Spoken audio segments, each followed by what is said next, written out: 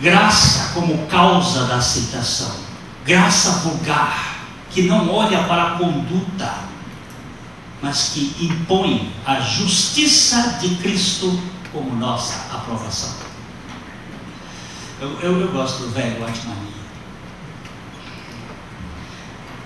Para mim, abre aí, velho, fazendo favor. Para mim, vida que vence.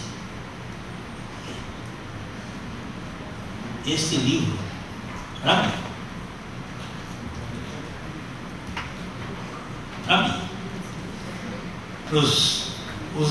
os mulambentos da nossa igreja também que esse ano estudaram esse livro.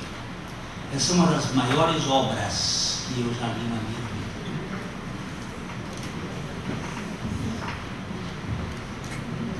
Do dia 11 de 5 de 1999 até hoje, eu já li 8 vezes esse livro. Cada vez que eu leio, é uma coisa nova que eu vejo.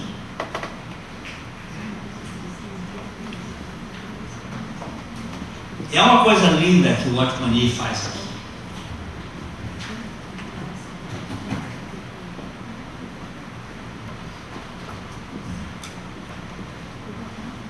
O rei Josafá, você lembra dele? Ele estava reinando na parte de Jerusalém. E 3 povos se juntaram. Lembram-se que nós nos referimos a Sodoma? Sodoma é formada biblicamente a posteriori do seu desastre de 2 povos, Moabe e Amon. Os moabitas e os amonitas, que são filhos de Ló com as 2 filhas, são filhos da embriaguez, são aquilo que os franceses chamaram de le fille du dimanche, os filhos de pais ébrios e embriagados, que tem uma síndrome comportamental. Esses 2 povos, Moabe e Amon, se tornaram inimigos figadais de Israel. E um outro que é os do Monte Seir, que são descendentes de Edom ou Esaú. São tudo primos, tudo parente. E briga de parente é a briga pior que existe. É mais fácil você conquistar um inimigo do que um irmão revoltado. Está no livro de Provérbios. Por isso que no meio das igrejas, nós chegamos numa época quando os irmãos de Plymouth, que fizeram um movimento anti-eclesiástico, dizendo que a igreja como instituição estava falida, e eles iriam fazer reuniões para produzir crentes dentro da própria reunião, e ali não haveria nem pastor, nem líder, nem ninguém, iam ficar só o grupo, e quando o Espírito Santo soprasse sobre a cabeça daquele que levantava, ia falar, e assim eles fizeram, e foi uma bênção. Só que essa bênção durou pouco tempo. Haviam alguns líderes importantes, Darby, Scofield, Mackintosh, homens de Deus. Darby e Scofield tiveram uma briga, racharam o grupo. Darby disse: se Scofield for para o céu, eu quero ir para o inferno. Esse é um dos teólogos que eu baixo a cabeça.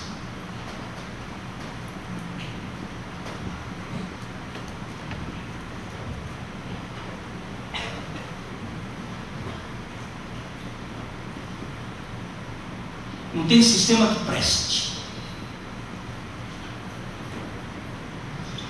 E essa igreja de Cristo, na igreja lá em Corinto, é a mais perigosa.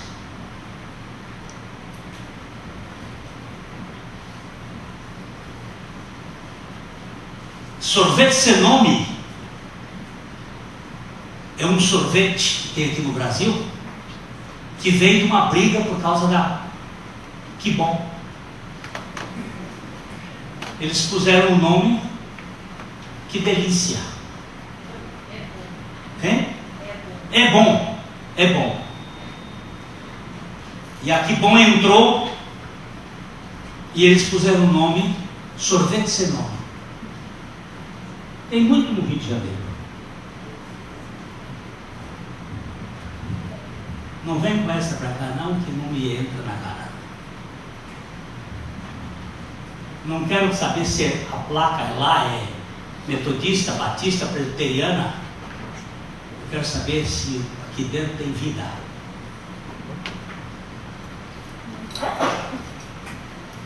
E vida que se interessa por vida.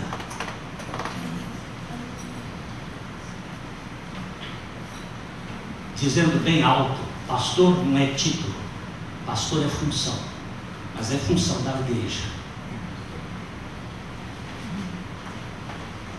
Rasgue a minha Bíblia, eu passo a respeitar a sua opinião.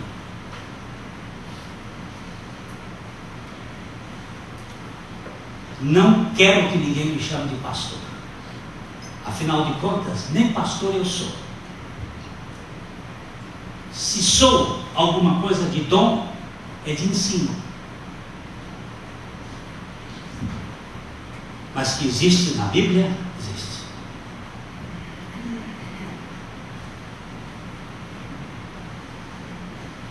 Não me venham com essas histórias fiadas, porque isso é o princípio de Corinto de haver divisões. Só que a igreja de Jesus Cristo é uma só. Ela é católica. Católica significa universal. Um botou católica, o outro botou universal. E o outro botou mundial. E o outro da graça. Hein? E o outro da graça. O outro da graça. Mas você sabe quem é que financia todas estas três aqui no Brasil? A igreja do Reverendo Moon. Você sabe quem financia a igreja do Reverendo Moon? Rothschild.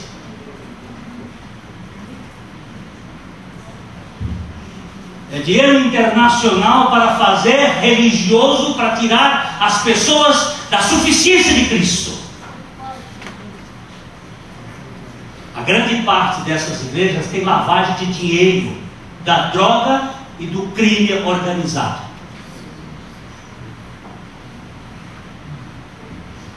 E quem me disse isso foi um procurador federal que está investigando.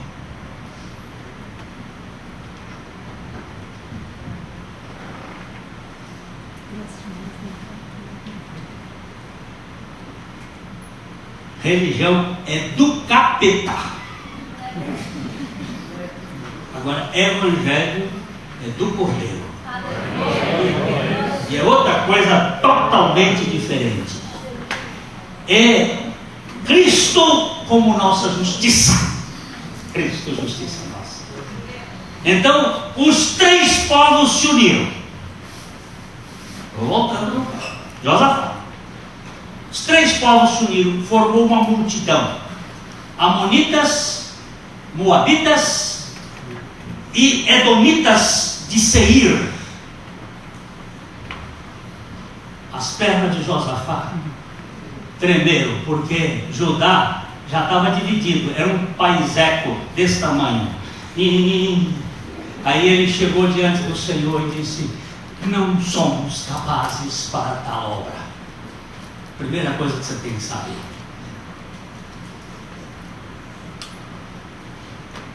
Pascoal falou hoje. Nós temos que chegar à nossa fraqueza. Nós temos que chegar ao nosso fracasso. Nós temos que chegar ao fim de nós mesmos. Enquanto não chegar ao fim de nós mesmos, nós não vamos depender da graça de Deus. Enquanto você estiver lutando para conquistar, você não vai chegar no descanso.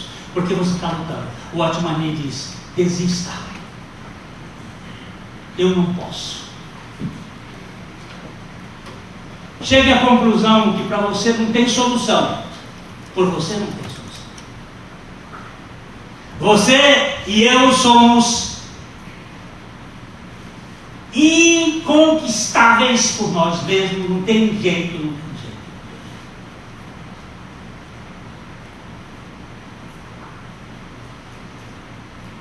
Quando aquele moço chegou e disse para mim assim: pastor, eu não consigo parar de masturbar. Masturbe.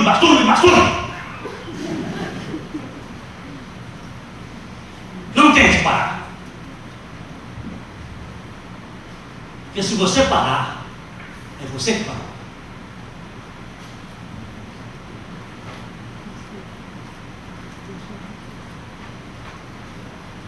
Agora, se Jesus é poderoso, ele vai fazer alguma coisa nesse negócio.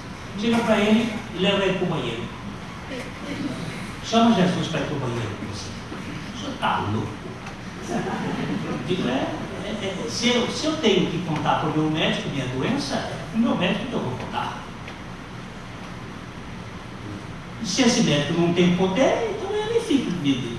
Aí, doutor, se o senhor não tem capacidade, eu não vou te contar as coisas. Mas se o senhor tem capacidade, eu vou te dizer meus sintomas. E o senhor que trata de me curar. Então o senhor é o meu médico. E ele sai lá de Curitiba e chega aqui e monta um esquema para me tratar.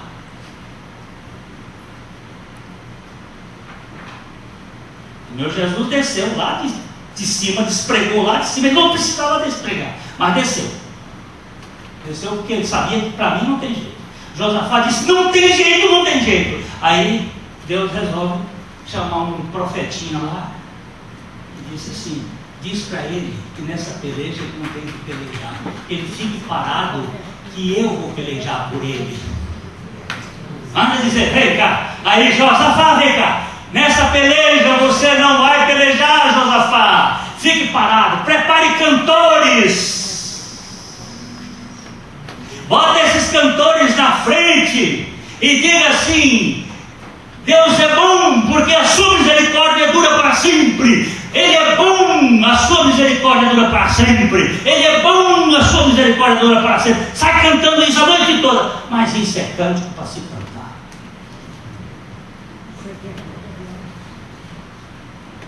E Josafá mandou enfeitar todo mundo com as roupas. Os coraitas, os coatitas e aquela turma toda saiu e começou a dançar e cantar e louvar. Mas a guerra, mas essa guerra não é sua, essa guerra é minha. Deixa você fazer a coisa. Lá embaixo no vale estavam os 3 povos. Segundo alguns estudiosos, mais de 180 mil soldados. Cada um com espada. De repente, eram 3. Você é moabita, você é amonita e eu sou seita. Eu virei para você e disse assim: vamos acabar com ele, porque nós precisamos dividir entre nós o despojo. Vamos acabar com ele. E nós vamos ficar mais ricos. Glória. Vamos ficar mais famosos. Tá bom? Tá bom. Então não, matamos ele. Aí eu olhei para você e disse assim: você sozinho, eu pá, e você pá. Os dois se mataram. E aí, amanheceu o dia, o sol nasceu, eles olharam lá para o vale, ele estava cheio de corpos.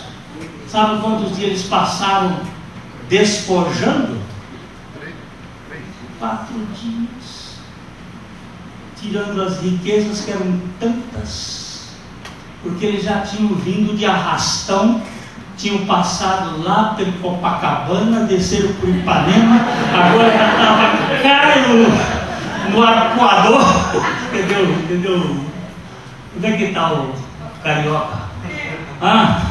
Então você, lá, vem lá, o arrastão, já estavam com a bufufa cheia e Israel pegou tudo. E aí eles cantaram louvores antes e cantaram louvores depois. existe o louvor antes, que é da fé, e o louvor depois é da gratidão. Antes da conquista, eles louvaram. Depois da conquista, eles agradeceram. Aleluia. E Deus fez tudo. Então o Watchman Nee diz assim, ó, nesse livro: você não tem que lutar. Desista. Desistiu? Desistiu. Muito bem. Jesus venceu por você. Você não vai vencer e nem lutar. A vitória já foi vencida. Agora eu pergunto para você, Flamengo.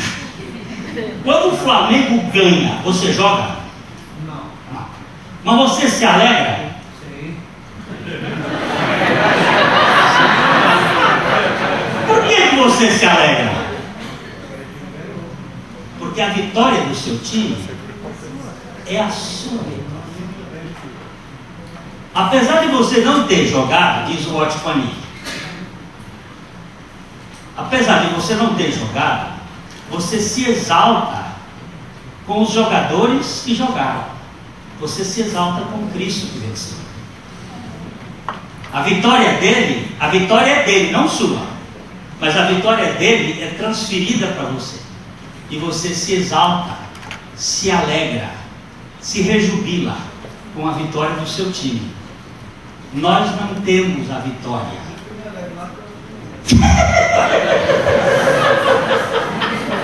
Mas o campeão do ano passado fomos nós, vocês são do ano atrasado.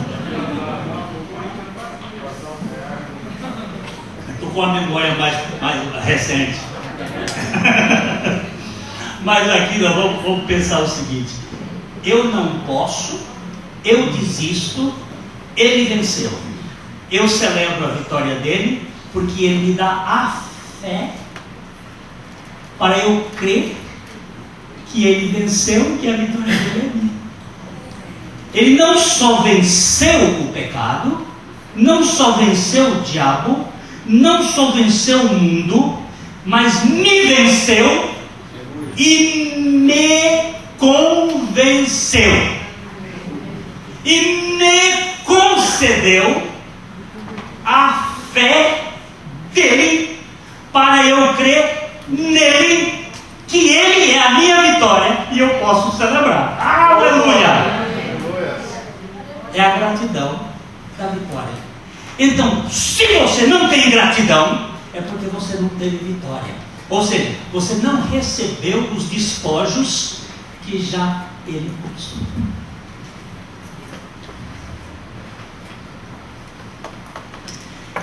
A sua cara diz se você tem ou não tem.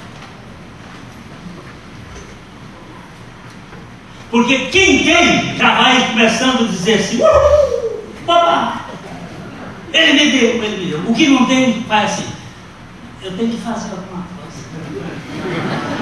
Eu tenho que... Aí começa. Mas nós temos que fazer a nossa parte. Qual é a sua parte? É pegar um despojo. Qual é a sua parte? Não, a minha parte é que eu tenho que ser fiel. Onde é que você foi fiel alguma vez na vida, seu filho de uma égua? Onde é que você foi? Você sabe, essa palavra que eu estou dizendo ali é a palavra de Jerusalém, filho da mesma mãe. Olha lá, religiosinho, meia.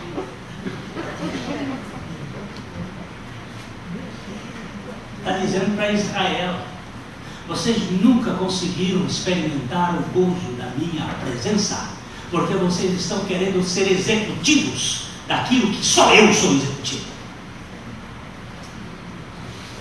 Vocês têm comportamento farisaico, vocês não têm relacionamento de filho. Por isso que eu queria que vocês estivessem debaixo de minhas asas, e vocês não quiseram, e vocês estão aí, ó, sofrendo por causa das consequências disso. Mas a igreja não está sofrendo hoje as mesmas consequências? Por quê? Porque Israel entrou dentro da igreja com os judaizantes Os judaizantes plantaram o ovo deles dentro da igreja. Este ovo é aquele da aranha. Vocês conhecem aquele maribondo caçador? Alguém já viu aquele maribondo caçador, aquele maribondão grande? Eles chamam de cavalo do cão lá no Piauí. Um maribondão grandão assim, preto. Conhece? Ele passa rápido voando. Sabe onde é que ele põe o ovo? Na aranha caranguejeira. Ele sai procurando a aranha. Quando ele vê uma aranha, ele chega em cima dela e senta um ferrão e ela adormece. Ele põe o ovo, ali cresce a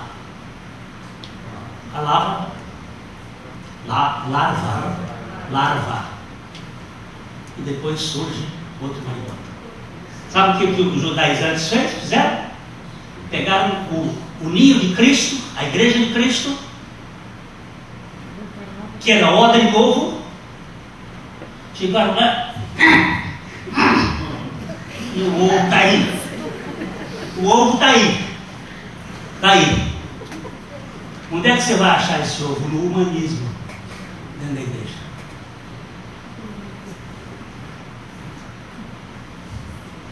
As pessoas chorando, sofrendo, querendo ter vida, mas não tem aparência, mas não tem relacionamento. Tem direitos, gosta de falar de si, dos seus feitos, mesmo que isso seja bem disfarçado. A performance prevalece sobre a dádiva. O que trabalha, o seu salário não é considerado dádiva, mas dívida. Mas o que não trabalha, mas crê naquele que justifica o pecador, a sua fé lhe é imputada por justiça. Não é nem conquistada, é imputada, é posta.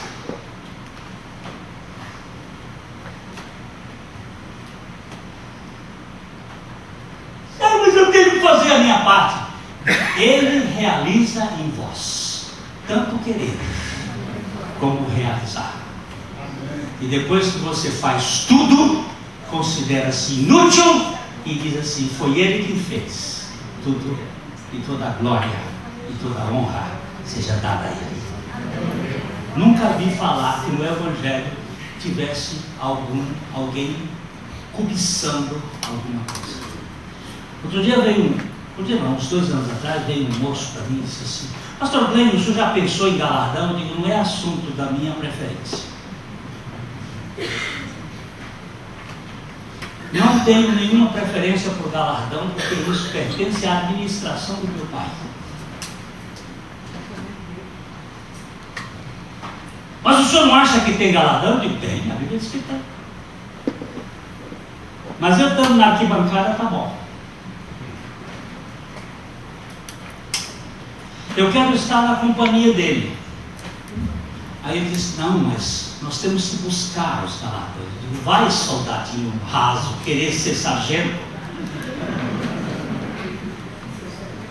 Sai dessa trouxa inventada por pessoas de que você vai ter uma cidade, outro vai ter 10 cidades, outro vai ter 20 cidades, sei lá quantas cidades para administrar no reino. Isso vai levar você a uma arrogância sem tamanho, que é isso que Paulo está condenando na igreja de Corinto. Deixar que o tribunal de Cristo ele vai cuidar dessas coisas, não lhe pertence, e cada um vai dar conta. Mas trate de crer, porque a obra de Deus é esta. O que faremos para fazer a obra de Deus? Jesus olhou para ele e disse: a obra de Deus é que criaste naquele que por ele foi enviado. Aleluia. Para de besteira, para de idiotice. Não venha querer me valorizar. Eu não entro nessa. Eu sei quem eu sou. Eu sei que o inferno seria um lugar ameno para mim.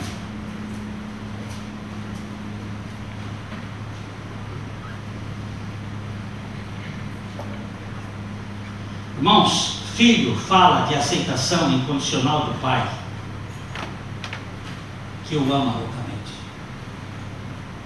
Para mim, isso acabou comigo um dia.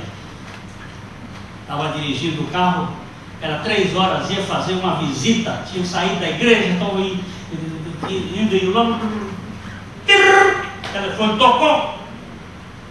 Lá vou eu atender o telefone e parei o carro. Por quê? Porque eu já fui multado. Então, não vou entrar no... Oi, filho. Você está ligando essa hora, filho? Ô, pai, eu só liguei para dizer para você, pai, o quanto eu amo você. 3 horas da tarde, lá em São Paulo, diretor de uma empresa grande, telefonar para um velho para dizer: eu só telefonei para você para dizer o quanto eu amo você, pai. Peraí, quantas vezes eu estou fazendo isso com o papai?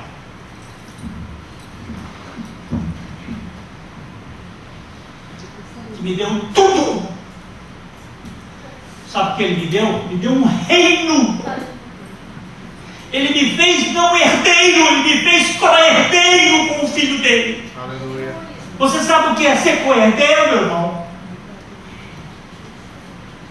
Quando meu pai Augusto e minha mãe Belinha morreram, eles tinham 7 filhos, eu fiquei só com 1/7 das propriedades dele. Se nós fôssemos co-herdeiros, se não fosse herança, mas co-herança, tudo que era de um era de todos. Deus não me quis como herdeiro dele, ele me quis como co-herdeiro com o seu filho. Tudo que é de Cristo é meu. Por isso que a minha Bíblia diz: tudo é vosso, e vós de Cristo, e Cristo de Deus. Ô, gente, por favor. Não façam as pedras falarem.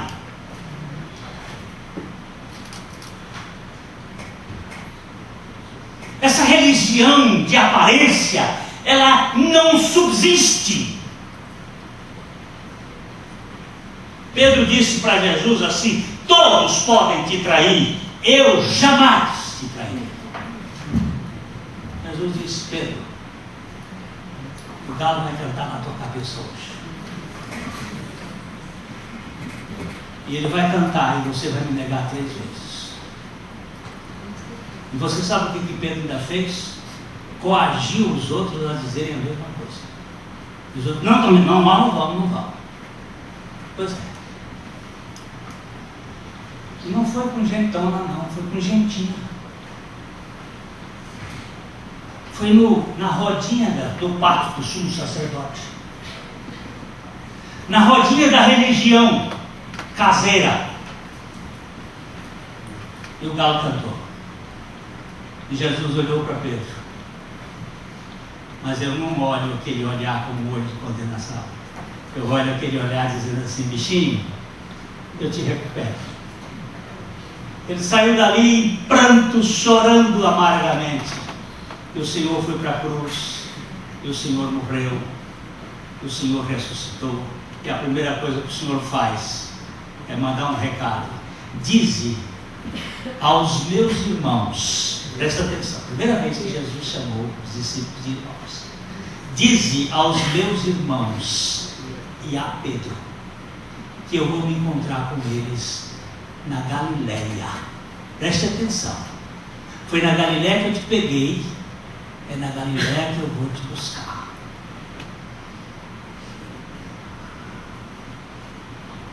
Naquele dia Jesus apareceu aos 2 no caminho de Damasco, de Emaús. Aí depois Jesus apareceu aos 11, aos 10,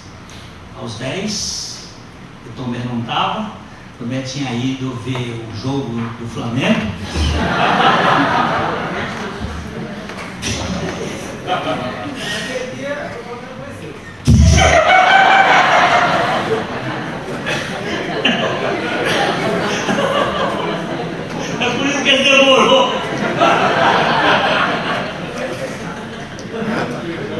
Ele ficou lá com as urubuzadas. Aí, lá foi, ele apareceu outra vez aos 7 dias depois, ele apareceu aos 11. E nada. Aí Pedro,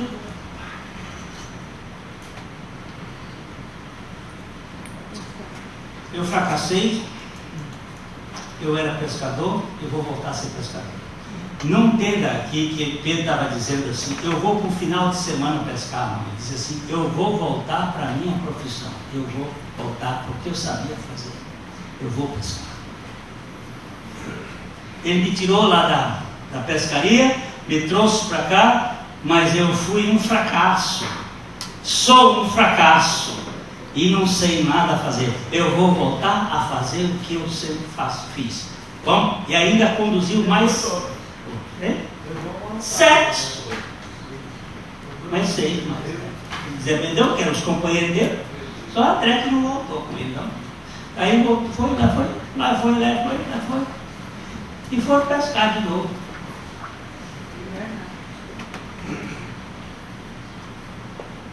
Onde foi que ele levou Jesus? Foi na beira da fogueira, não foi? Eles tinham ido pescar, pescaram a noite toda. Foi que pegaram? Nada. Aí Jesus aparece lá, olha assim, joga do lado direito. Não já lhe mandei uma vez jogar do lado direito? Do lado direito, que aquela vez que vocês estavam pescando aqui e não pegaram nada, e passaram a noite toda sem pescar, e não se pesca no lago de Genezaré de dia, e eu mandei pescar de dia, e as redes quase que arrebentaram. Então, joga do lado direito outra vez. Porque Jesus não é da esquerda, ele é do centro. Não é para isso fazer que ele é da direita. Aí ele está sentado na direita. Você sabe quem é que está à esquerda de Jesus? Satanás, lá no centro. Jesus está à direita do Pai e à esquerda de Jesus está Satanás.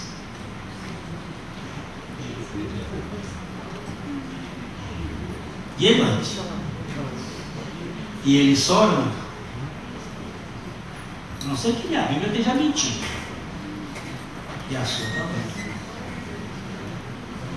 Aí, depois você leia o capítulo 3 com cuidado, o capítulo 3 de Zacarias, e depois leia o capítulo 13, 12 e 13 de Apocalipse, você vai ler. Aí onde é que ele está? Aí onde é que está? Ele jogou a rede. O que aconteceu? O negócio pesou. Quando pesou, João virou e disse assim: isso é coisa do Senhor. É Ele. Para ter esse milagre assim, nós já estamos de manhã sendo dia, não pegamos nada, ele mandou para o outro lado, isso é coisa dele. Aí Pedro põe um roupão, uma coisa, uma forma aqui que estava peladão. É bom vocês estudarem sobre o pelado na Bíblia, daqui para frente, porque Jesus morreu pelado, viu? Para suportar a vergonha, porque pelado, só pelado pode ter na presença de Deus sem medo. Tira a roupa da sua hipocrisia, você vai ser curado.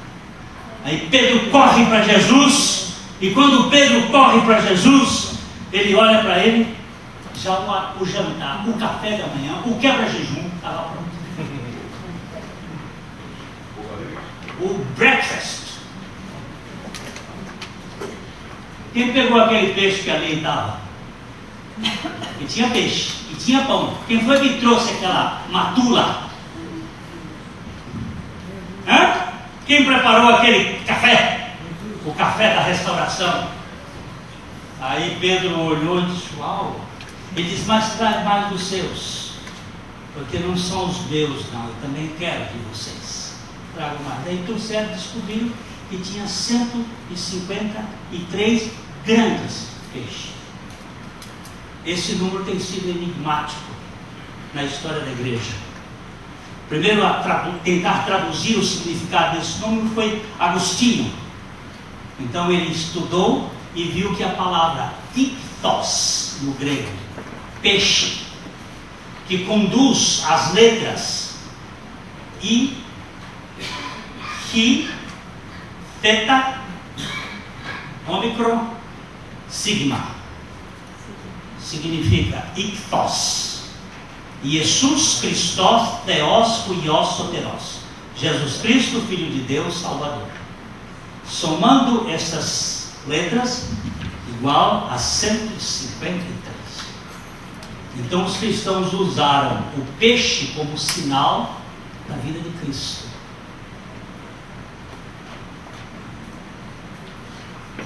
Por muitos séculos, até que Constantino botou a cruz como sinal sobre as suas vitórias. O sinal cristão primitivo era o peixe. A soma dessas letras dá 153. No século XIX, um botânico, resolvendo fazer estudos no mar da Galileia, descobriu que lá existe 153 espécies de peixes. Muito interessante, porque o número é... O que significa isso? Que Jesus iria salvar gente de todos os povos, tribos e nações.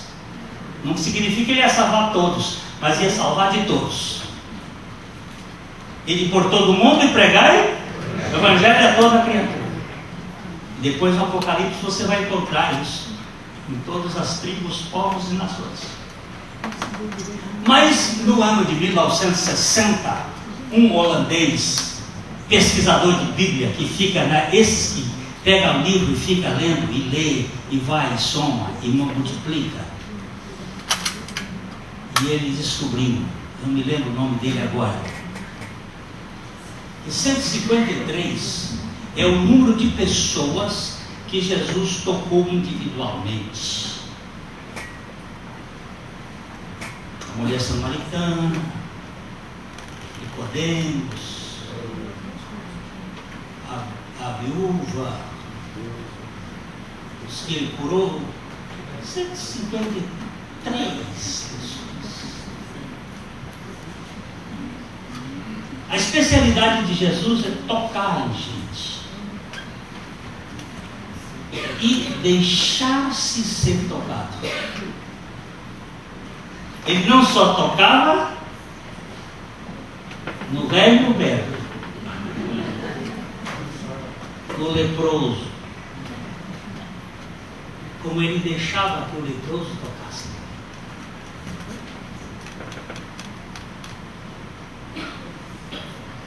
Toque, afeto, amor, aceitação.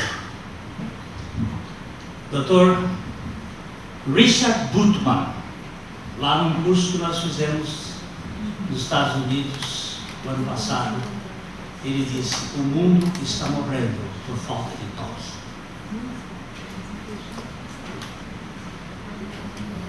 Ele contou a história de um médico que foi lá na Índia e foi num leprosário, e ali estava um leproso muito enfermo. O leproso se aproximou dele para fazer uma pergunta, e o médico se aproximou do leproso, pôs a mão sobre o ombro dele para ouvi-lo. Em uma semana o leproso estava curado pelo toque. Fazia 17 anos que ninguém tocava naquele leproso. Só o fato do médico tocar.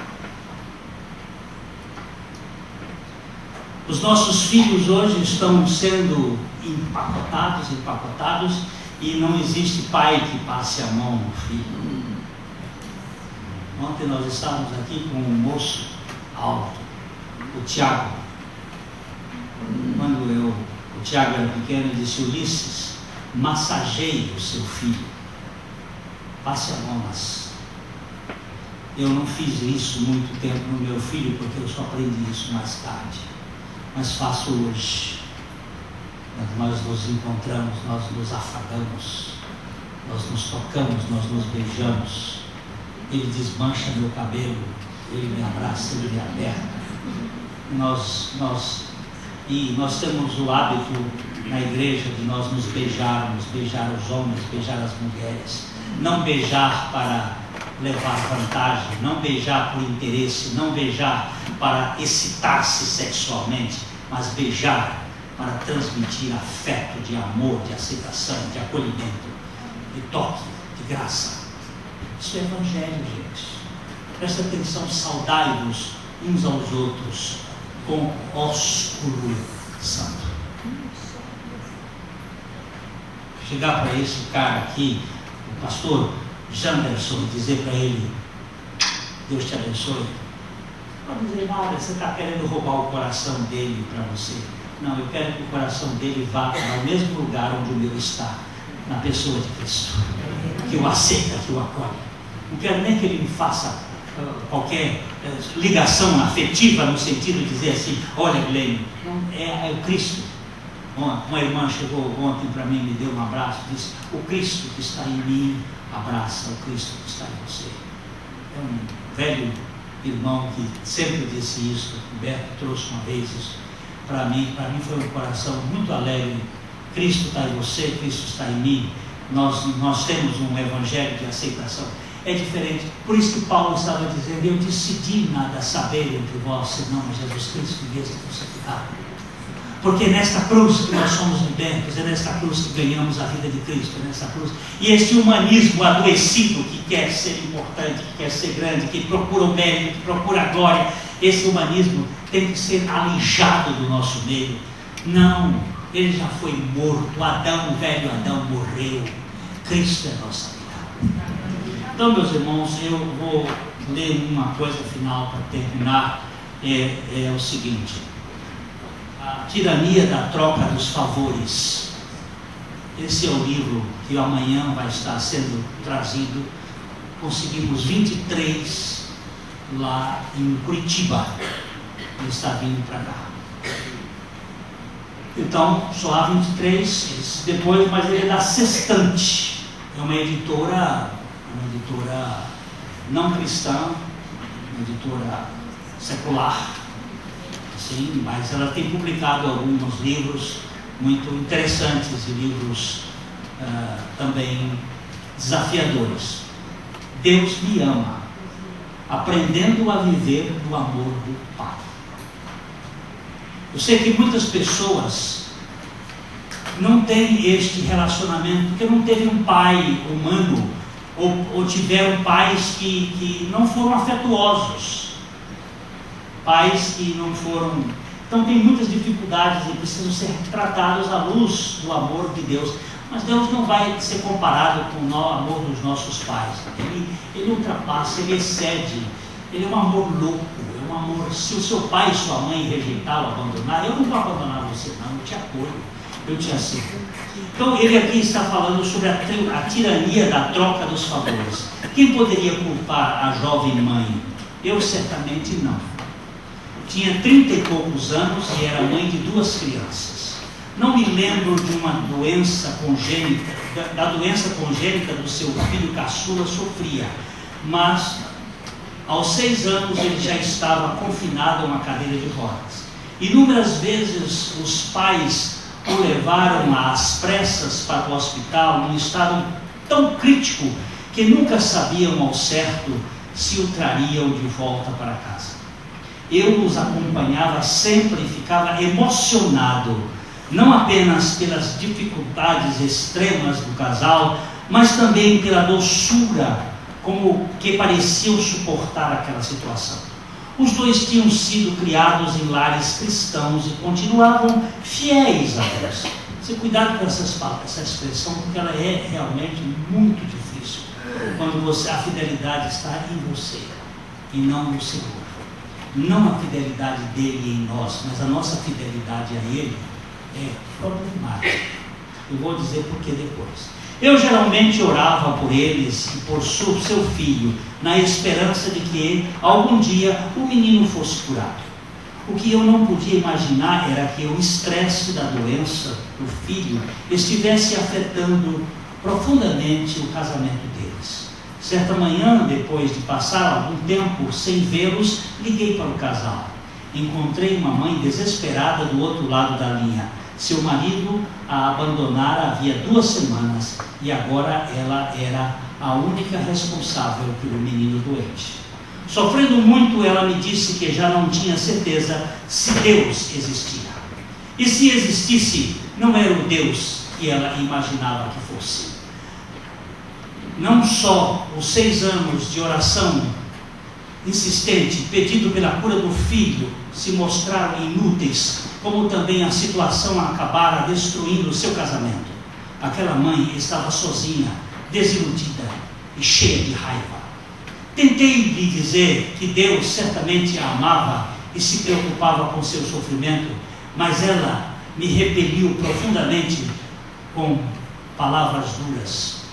Você tem alguma ideia do que é ser incapaz de relaxar e curtir o seu próprio filho, porque nunca sabe ao certo se ele estará vivo no dia seguinte? Eu lhe respondi honestamente que não. Só passei por algo parecido quando nossa filha mais velha teve um caso grave de icterícia. Lembro-me da raiva que sentia ao ver meu bebezinho gritando de dor enquanto tiravam sangue do seu pezinho. Aquilo durou apenas uma semana e a vida da minha filha jamais esteve ameaçada. Agora multiplique isso por 6 anos, com seu filhinho à beira da morte. Eu me ofereci para ajudá-la, mas ela recusou veementemente. Não posso continuar vivendo assim, disse aos prantos. O que quer que Deus esteja esperando de mim, simplesmente não posso dar. Esse é o caso.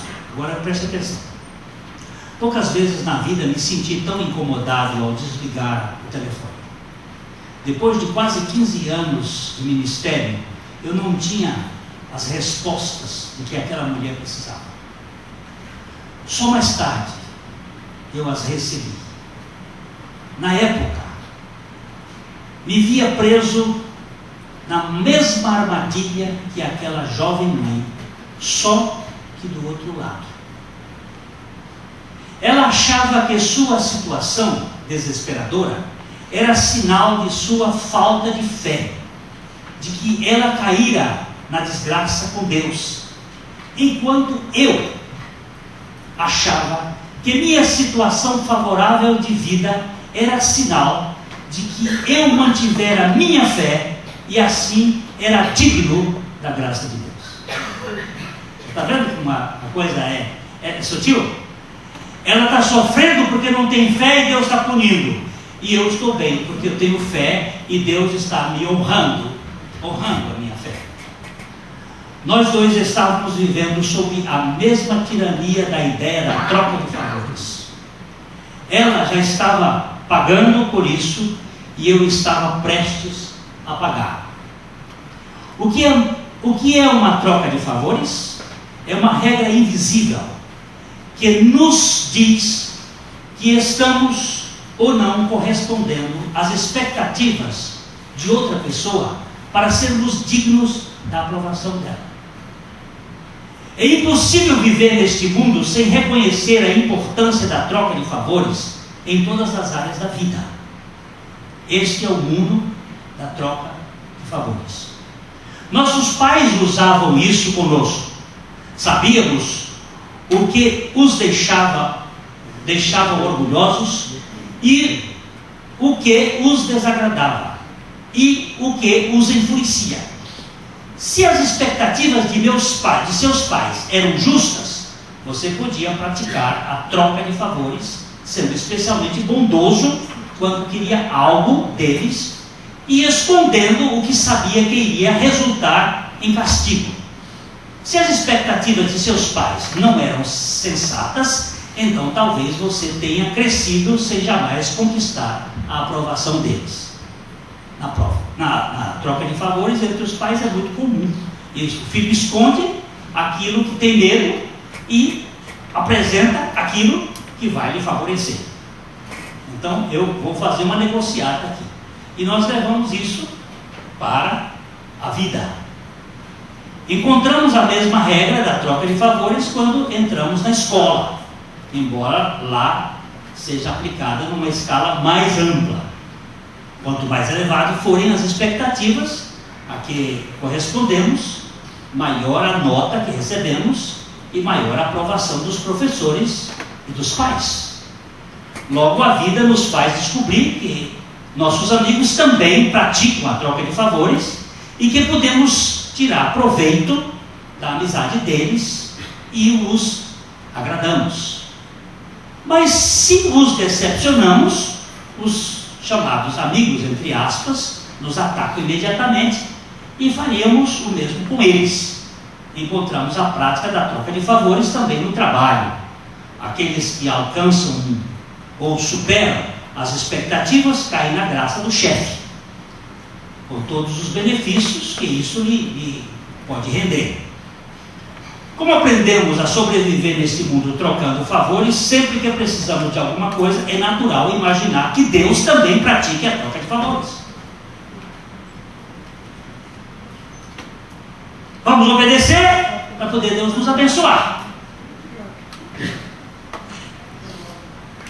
Quando a gente obedece, Deus abençoa. Quando a gente desobedece, Deus mete cacete. Esse é o conceito da teologia. E se eu for fiel, Deus, tudo bem. E se eu for infiel, Deus. Mas não é isso que a parábola do pródigo ensina. Enquanto essa nossa situação é boa, ou até suportável, talvez não pensemos muito nas graças de Deus. Mas assim que os problemas ou as decepções invadem a tranquilidade de nossa vida, começamos a questionar o que Deus sente a nosso respeito. Será que Ele me ama? Será que eu o ofendi? Estou fazendo bastante para que Ele goste de mim? Essas perguntas nos levam imediatamente a praticar a troca de favores, num esforço de corresponder ao que imaginamos ser a expectativa de Deus em relação a nós. O rei Davi expressou com eloquência como a troca dos favores se sobrepõe à nossa busca por Deus. No livro dos Salmos, ele faz uma lista, uma série enorme de atributos que qualificam as pessoas a se aproximarem diante de Deus. Outras listas na Bíblia parecem reforçar a afirmação. Os 10 mandamentos, por exemplo, as grandes instruções, os frutos do Espírito, para citar somente algumas. É fácil entender porque aqueles que buscam a Deus com sinceridade acabam orientando suas vidas pela troca de favores e acham que podem avaliar o que Deus sente a respeito deles com base na situação pela qual possa estar passando. Ler a Bíblia, orar, envolver-se com a igreja, ajudar os outros, são atividades que aparentemente nos rendem favores. Ser egoísta e pecar nos faria perder os favores. Se fosse assim, seria algo muito simples, mas a questão é que nunca sabemos o certo qual é a verdadeira importância dessas coisas. Fiz essas perguntas a plateias do mundo inteiro. Quantos de vocês acham que oram bastante?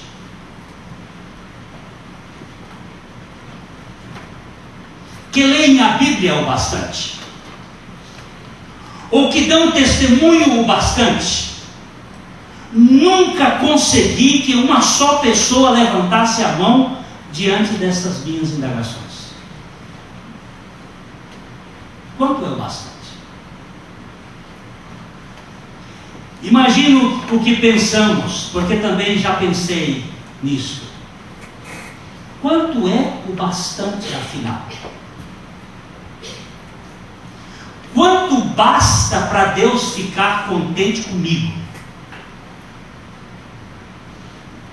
Se eu orar durante 1 hora por dia, não seria melhor orar 2 horas?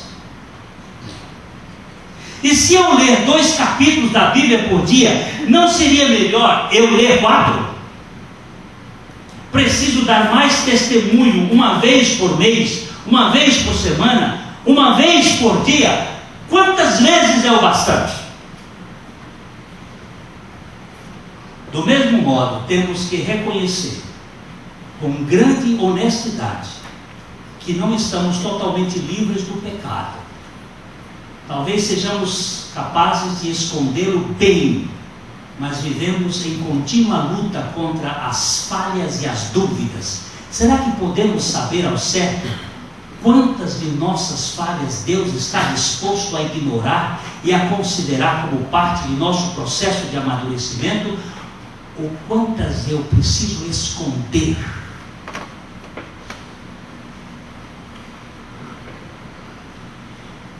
É por isso que chamo esse processo de a tirania da troca dos favores. Tentar viver sob o peso da lista de Davi ou de qualquer outra nos excluirá da presença e da graça de um Pai que nos ama incondicionalmente.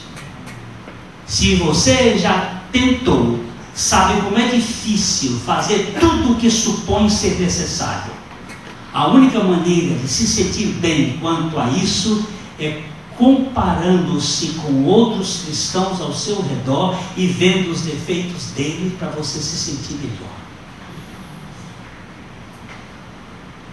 Mas no íntimo você sabe que jamais será bom o bastante. Essa questão nos vem à mente sempre que nos encontramos numa situação difícil ou de sofrimento. Nesta hora, quem não se pergunta se está sendo punido por não ser suficientemente bom? Se você foi demitido ou descobre que tem uma doença incurável, logo se atribui isso a alguma culpa. A tirania da troca de favores é implacável e nunca permite que tenhamos certeza de que Deus sente a nosso respeito se Ele nos ama incondicionalmente. Aí ele vai contar a história da mulher. Eu vou deixar a história da mulher para você depois ler o livro. Eu vou perguntar para você: você percebe que Deus lhe ama do jeito que você é? Ou você tem que executar alguma coisa para se sentir amado? Quando você faz as coisas certas, Deus lhe ama. E quando você faz as coisas erradas, Deus deixa de te amar. O livro A Graça Maravilhosa, ou Maravilhosa Graça, de Philip Yancey, ele tem uma frase que eu vou terminar, que diz o seguinte: não há nada que eu faça positivamente que aumente o amor de Deus para comigo, e não há nada que eu faça negativamente que diminua o amor de Deus para comigo, porque Deus me ama com amor eterno e infinito.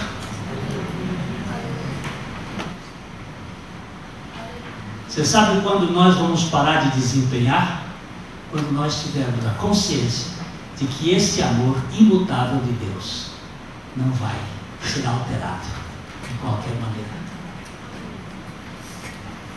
Ele dá descanso para o tempo da birra, de querer ser melhor, de querer ser pior. Não tem nenhum pecado que Ele não tenha perdoado. Senhor, aqui estou eu. Obrigado por me ter aceito incondicionalmente a graça de Deus. Só para isso. A graça deixa a gente tonto. Ela é tão grande e tão maravilhosa e tão estupendamente extraordinária que nós duvidamos que seja verdade. Mas na casa do meu pai tem festa para bandido, para fracassado, para falido, para desgraçado. Pode vir que a festa está pronta. Foi isso que ele disse. Vai para as encruzilhadas, para os balados, traga o rabotário, que a festa está aqui. E é um regabofe gordo e poderoso pela suficiência de Jesus Cristo. Por favor, isso chama-se Evangelho. Não venha com outro menos, porque eu não vou para essa festa. A minha festa é a da graça. Eu venho. Amém. A mensagem que você acabou de assistir faz parte do Ministério de Comunicação Palavra da Cruz. Temos um grande acervo de estudos bíblicos em áudio e vídeo. Distribuímos também, gratuitamente, o jornal mensal Palavra da Cruz. Entre em contato conosco pelo fone fax 0 operadora 43 3322 3037 ou pelo e-mail com@palavradacruz.com.br. Visite-nos também pelo site www.palavradacruz.com.br. Graça e paz.